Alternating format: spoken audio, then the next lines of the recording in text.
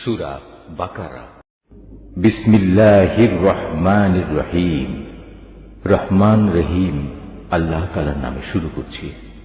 নবী, তুমি বলো, কে সে ব্যক্তি যে জিব্রাইলের শত্রু হতে পারে, অথচ সে তো আল্লাহর আদেশে আল্লাহর বাণীসমূহ তোমার অন্তঃকরণে নাজিল করে দেয়, তাও এমন এক বাণী যা তাদের কাছে মজুদ বিষয়সমূহের সত্যতা স্বীকার করে। সর্বোপরি এ হচ্ছে মোমেনদের জন্য সুসংবাদবাহী গ্রন্থ।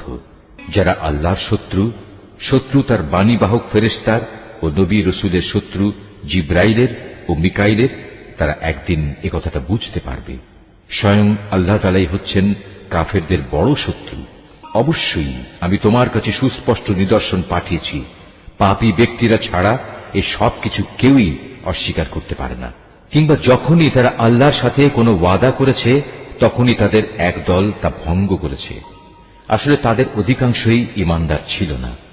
যখনই তাদের কাছে আল্লাহর পক্ষ থেকে কোনো নবী আসে এবং যে তাদের কাছে আগের কিতাবে যেসব কথা মজুদ রয়েছে তার সত্যতা স্বীকার করে, তখনই সেই আগের কিতাবের ধারকদের একটি দল পূর্ববর্তী কিতাবের কথাগুলো এমন ভাবে তাদের পেছনের দিকে ফেলে দিল যেন তারা এ ব্যাপারে কিছুই জানে না।